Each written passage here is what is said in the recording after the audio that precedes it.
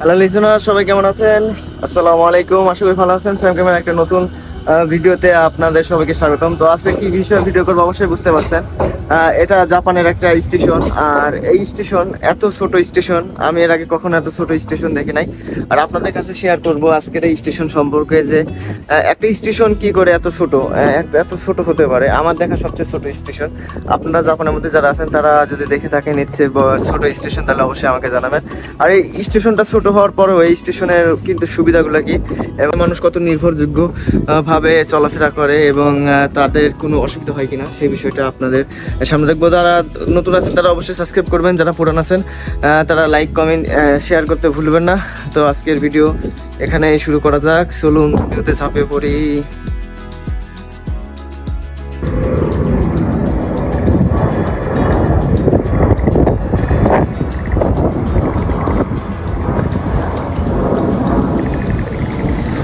আকাশ দিয়ে প্লেন যাচ্ছে, তো প্লেনের ভিডিওটা করলাম। এই সাইড দিয়ে পুরোটাই কিন্তু জঙ্গল।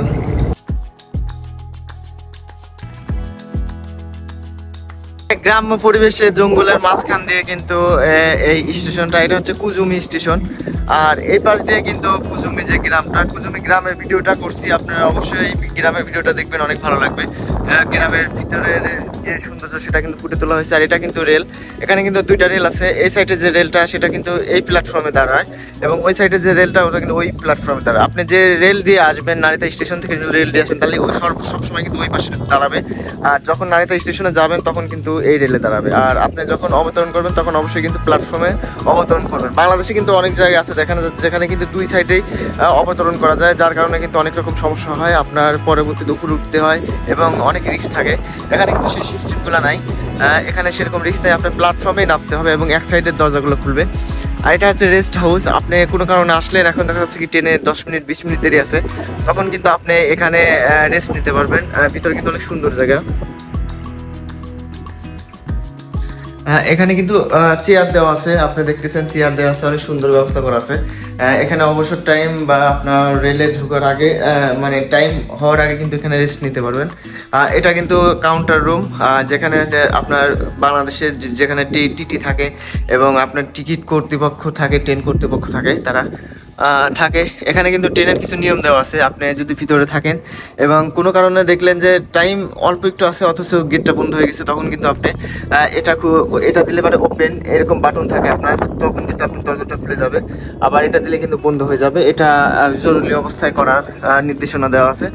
তো এই সাইড দিয়ে আমরা প্ল্যাটফর্মের উপরে যে ওভারব্রিজটা আছে সেই ওভারব্রিজতে যাই। ওভারব্রিজটা কিন্তু অনেক পুরাতন হয়ে গেছে, অনেক ছোট স্টেশন, এখানে লোকজনের যাতায়াত খুবই কম। তারপরে কিন্তু অনেক পুরাতন স্টেশন একটা, এই স্টেশনের লোকজন খুব কম নামে, যার কারণে ব্যবহার কম হয় এবং অনেক পুরাতন হয়ে গেছে, পুরাতন পুরাতন পুরাতন।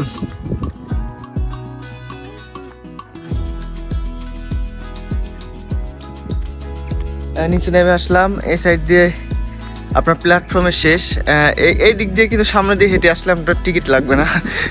মানে এটা কিন্তু বাংলাদেশে হলে কিন্তু হইতো যে আমরা টিকিট না কেটে এই দিক দিয়ে সোজা চলে আসতাম এবং তাতে আমাদের টিকিট কাটা লাগতো না।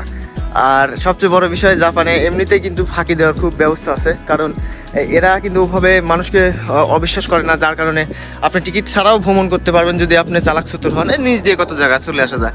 তবে আসলে এরা সেরকম না, সেরকম মন মানসিকতা না, যার কারণে তারা কিন্তু সেরকম করে না। এটা হচ্ছে স্টেশনের যে অফিস বলেন সেই অফিস কিন্তু এটা। আর এই সাইডে কিন্তু টয়লেট, আপনাদের টয়লেটের ভিতরটা একটু দেখাই, কত সুন্দর পরিবেশ। এখানে কিন্তু দুইটা টয়লেট আছে। এখানে আছে একটা মেয়েদের, এটা হচ্ছে মেয়েদের টয়লেট, আর এটা হচ্ছে ছেলেদের। এখানে লেখা আছে নো স্মোকিং, আপনি এখানে কিন্তু স্মোক করতে পারবেন না। টয়লেটের ভিতরের অবস্থা, এখানে কিন্তু আপনার টয়লেটের ভিতরে যে অবস্থা, এখানে কিন্তু একটা বেসিং আছে, এখানে কিন্তু টয়লেট আছে। এটা কিন্তু মেয়েদের বাথরুম। তারপর প্রবেশ করলাম দেখানোর জন্য, সুন্দর। এখানে কেউ নাই। এখানে কিন্তু ফ্ল্যাশ আছে, আপনি সাইড দিয়ে ফ্ল্যাশ করতে পারবেন। সুন্দর ব্যবস্থা এবং মনোরম পরিবেশ। এখানে কিন্তু ক্লিন, আপনি মানে এখান থেকে বাথরুম অপরিষ্কার হলে এখান কর্তৃপক্ষ কিন্তু এখান থেকে ক্লিন করে, এখানে সেই রুমটা আছে, ক্লিন রুম। আর আপনি যখন এখান থেকে ভ্রমণ করবেন, দেখেন কত আপনার এয়ারপ্লেন যাচ্ছে অনেক নিচ দিয়ে, সামনে পাশে কিন্তু নারিতা এয়ারপোর্ট, যার কারণে অনেক প্লেন যায় এদিক দিয়ে।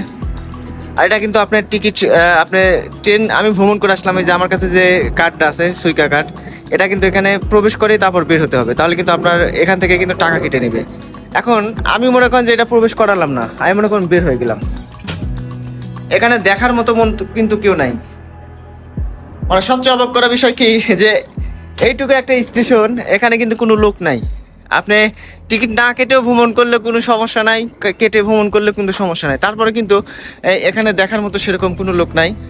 যার কারণে অনেকেই কিন্তু এভাবে ফাঁকি দিয়ে চলে যেতে পারে, কিন্তু জাপানিজরা এরা এ ধরনের কাজ করে না, কারণ এরা ছোটোবেলা থেকেই এভাবে প্রশিক্ষণপ্রাপ্ত এবং আদব কায়দা শিখে আসছে, যার কারণে কিন্তু তারা এভাবে, এই যে আমার যে কার্ডটা আছে, আমি কার্ডটা কিন্তু এখন এখানে শো করলাম, শো করার পর 0 ইয়েন, মানে আমার এটা তেগি কার্ড, আপনার টাকা কাটবে না, আমি যে কয়বার যাইতে পারি আসতে পারি কোনো সমস্যা নাই। এটা কিন্তু আমি স্টেশনের বাইরে বেরিয়ে আসলাম, আর স্টেশনের বাইরে বেরিয়ে আসলাম, এখানে কিন্তু সিসিটিভি ক্যামেরা আছে, এখান থেকে পর্যালোচনা করে। আর এখানে কিন্তু আপনার ম্যাপ দেওয়া আছে, কোন স্টেশনে কত টাকা এবং কত দূর গেলে কত টাকা খরচ হবে এবং কোন দিক দিয়ে যাইতে হবে। এখানে কিন্তু লিস্ট দেওয়া আছে আপনার, এখান থেকে চিবা যাবে এই সাইডের যে ট্রেনের যে লিস্টটা, এটা হচ্ছে চিবার লাইন, আর এটা কিন্তু সাওয়ারা যাইতে গেলে মানে ওই দিক দিয়ে যাইতে হবে সেই লাইন। আর এখানে অবসর টাইমে কিন্তু আপনার বসে রেস্ট নিতে পারেন স্টেশনের বাইরে। এখানে কিন্তু আপনি যখন এন্ট্রি করবেন তখন কিন্তু এখানে আপনার কার্ডটা প্রবেশ করাতে হবে, এবং যারা টিকিট কাটে আসছেন তারা কিন্তু এখানে কিন্তু টিকিটটা রেখে যাবেন, যার কারণে কিন্তু এখানে দেখার মতো কেউ লোক নাই, এখানে রাখা যায়, এখানে রাখা যায়। তারপরে কিন্তু এত সুন্দর নিরাপদভাবে মানুষ চলাফেরা করে, ব্যবহার করে। এটা কিন্তু স্টেশনের বাইরের ফ্রন্ট সাইড, এখানে কিন্তু পার্কিং এরিয়া আছে, এখানে সাইকেল মোটরসাইকেল আছে, এখানে একটা জাপানিজ তিনি এখানে স্মোক করতেছে, চারদিকে প্রচুর বাতাস, এবং বাইরের যে সিনটা এটা দেখেন অনেক সুন্দর কিন্তু একটা সিন। এখানে কিছু বাচ্চা কাচ্চা আছে, তারা খেলাধুলা করতেছে।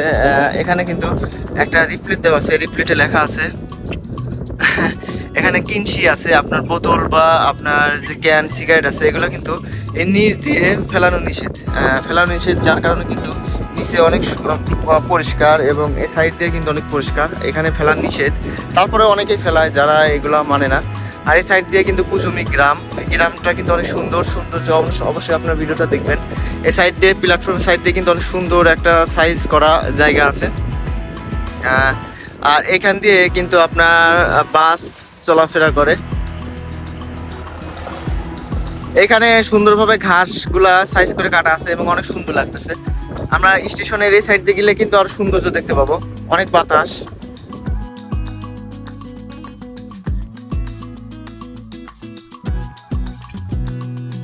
এখানে কিন্তু লেখা আছে সিসি ক্যামেরার দ্বারা এটা পরিচালিত।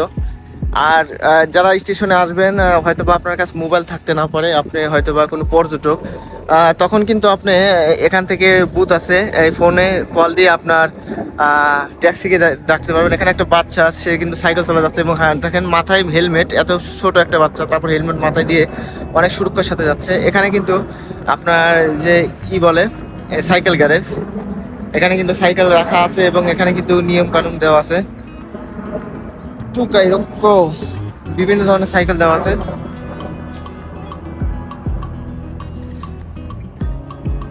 আর স্টেশনটা দেখেন আরেকবার, এখানে কিন্তু অনেক সুন্দর সুন্দর কিছু ফুল গাছ দেওয়া আছে সাইড দিয়ে। স্টেশনটা এত ছোট আপনার দেখে মনে হবে না এটা কোনো স্টেশন। স্টেশনের সৌন্দর্য কিন্তু আসলে তার বহন করে তার কি সুন্দর না, তার আয়তন না, তার বহন করে তার সার্ভিসগুলা, তার ভিতরে কত রকম ব্যবস্থা আছে।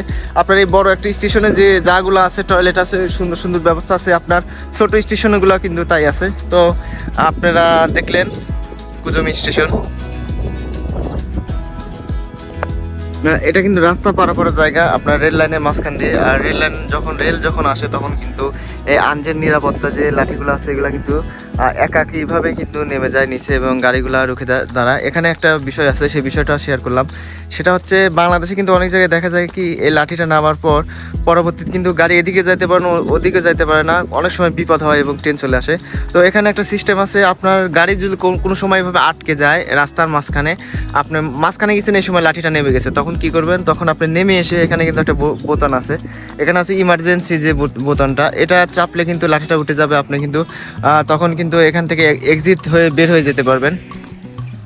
এখানে দেখেন গাড়িটা দেখে খুব সুন্দরভাবে কিন্তু পার হলো, নিরাপত্তাভাবে। আপনি দেখা যাচ্ছে চারদিকে গাড়ি নাই, তারপরে কিন্তু তারা এখানে এসে স্লো করবে, স্লো করে নিশ্চিত হয়ে নেবে যে আসলে আমার যাওয়াটা ঠিক হবে কিনা। দেখেন অনেক স্লো করছে, স্লো করার পর কিন্তু গাড়িটা পার হলো। মানে কতটা নিরাপদভাবে তারা চলাফেরা করে, এটা কিন্তু জাপানে না আসলে কিন্তু আপনি বুঝবেন না।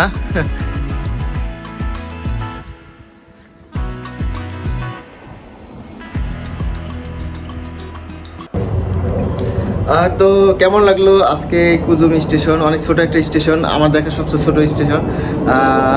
তো এই ছোট স্টেশন হলো, এর সার্ভিসগুলো কিন্তু বড় স্টেশনের মতো। এখানে কিন্তু সব ধরনের সুবিধা আছে এবং প্রযুক্তি ব্যবহার করা আছে।